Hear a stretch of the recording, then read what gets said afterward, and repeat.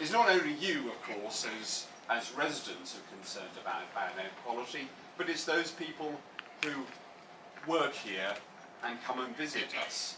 And we've been successful as a council to be working with a number of voluntary organisations and business organisations, because they too want to do the right thing. They also, and doing that, they want to, yes, do things differently in terms of the way that people deliver to them and they deliver to their customers, but it also is frankly very good business for them to be showing off their green credentials. So we're working on that to encourage people to change their habits. Now for the council, what we did in March of this year, we launched an air quality manifesto with a series of different commitments of type of initiatives which we wanted to do over the next 4 years. Now, some of these are about advocating people's change behaviour and working with residents. Some of the things are us as a council doing things differently. So, one thing which we have trialled in Marylebone, where we have a low emission zone. We have had a low emission zone there for 18 months, where we put in over £1 million, and the Mayor put over £1 million into a series of different initiatives.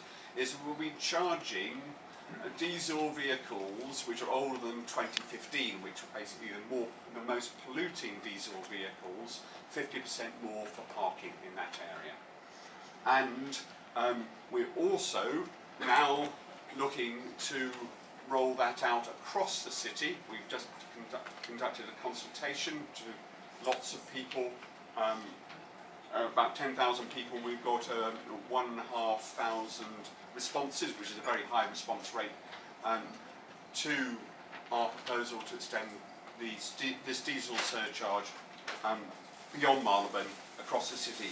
And what this diesel surcharge will do is it will help fund a series of initiatives from our schools, because as we've seen, there are main roads which go throughout crisscross Westminster, which sadly have by them some schools which means that the children are exposed to very poor air quality. So what we're going to is we're going to those schools to ask for them ideas, the sort of things they want to do to help make the air quality better for them.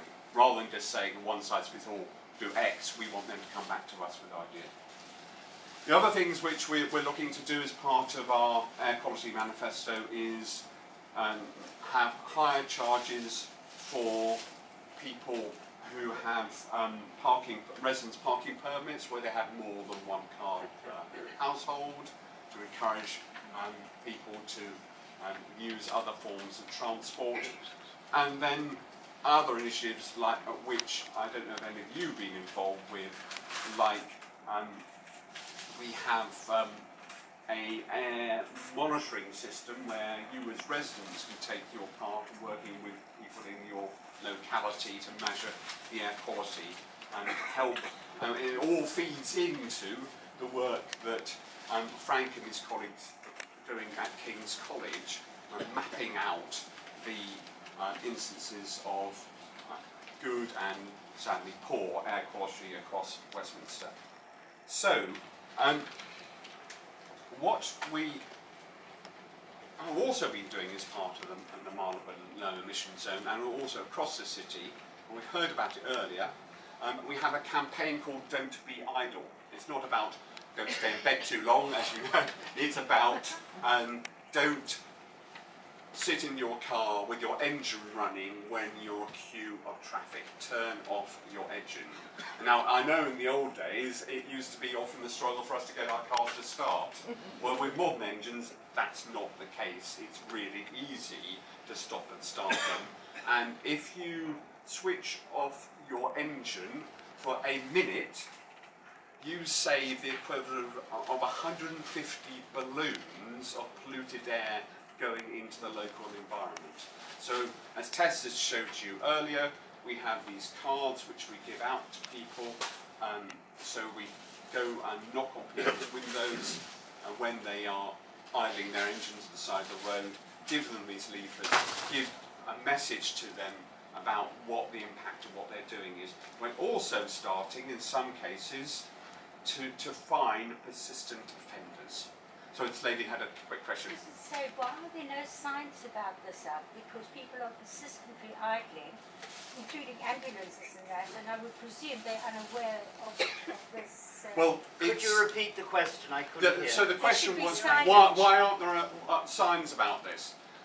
There are a few. The dilemma is there are lots of messages on the roadside for drivers, and so the pressure from the Department for Transport is to reduce those. What I'm going to doing, I had a conversation with someone yesterday about it, is work out where the streets are with the highest level of queuing traffic, which is idle, and look at putting in some electronic signs which give those very messages. What I would like to do is link those electronic signs to monitoring of the air quality at moment, so we can say to you, do you realise that the pollution level is 10%, by whatever it is, above World Health Organization levels? So trying to do simple messages about what people are doing, and hopefully if we're doing that at the same time, pedestrians are going past these cars will also be perhaps literally pointing fingers at people who are leaving their engines idling.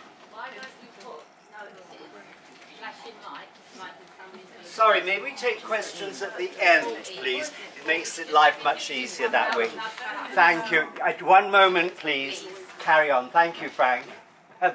Councillor. No, just a quick one, sorry. A very quick one. What it is that when you're going to say that you're entering Westminster, Yeah. you should have one when they come in, yes, and you should have a few outside schools and the area they're in. We are watching you if you're idling. Good point. Indeed. Thank you. Okay, thank you. So, other things which we're talking here about encouraging people to do the right thing through our Don't Be Idling campaign, and also asking for people to come up with ideas for reducing the impact on air quality in Westminster. We're also doing our piece here as a council. So you'll be familiar that we collect the rubbish in your streets on a regular basis. We have a fleet of 80 refuse trucks going around Westminster. They are diesel, and so they are therefore pumping out polluting air, which is adding to the problem which we've heard Tess and others talking about. Now, at the moment, 2 of those vehicles are all electric, so they are, and certainly in terms of, and the earlier point made by Frank was very valid, what's coming out, they're not polluting directly out of a tailpipe, but of course they are polluting more widely in terms of brake dust and things like that, but we still have to collect the rubbish, so we're trying to do it in the most environmentally friendly way as possible. The other thing which we are doing is we're going to be trialling 2 hydrogen-fueled vehicles. And lastly, what we're doing now, right through to April, is all our existing diesel lorries are going to have a special device on them, which is going to remove 99% of the nitrous oxide, and is going to mean that it is going to be vastly exceed the emission standards which are being set for us. So that will buy us time to look for the best alternative, be it electric or hydrogen or some other form of power for our refuse vehicles in the future, which don't add to the problems of air quality. I've talked about businesses earlier. Businesses are trying to do the right thing, some more than others. We are going to be extending our Don't Be Idle campaign to the top businesses in Westminster by volume of traffic which they generate. So the big delivery companies, be it the post office, be it FedEx and various other delivery companies, working with the taxi trade to encourage them, if they have polluting vehicles, not to idle their engine, but also encourage them to move over onto electric vehicles. And the other day I went to the launch of a all-electric delivery depot by St James's Park Tube, a company called DPD, which is something you might know from those cars you get through your door. They now, what happens is your packages go to their depot down the Old Kent Road, and then from the Old Kent Road they come up to Westminster in an electric van, and then they go to the depot in St James's Park, and from St James's Park they go out in small electric golf buggies, I call them. They look like golf buggies, and also small electric vans. So it's all electric in terms of their delivery. And they also have people doing good old 2 feet as well, which is trying to reduce the impact on poor air quality. So it's a mixture of things which we're trying to do as a council, is trying to advocate for people to do the right thing, but also we're trying to do the right thing ourselves. It's been a rapidly moving situation. Caroline mentioned the Mayor's ultra-low emission zone, and with the way that diesel vehicles are going to be discouraged more and more.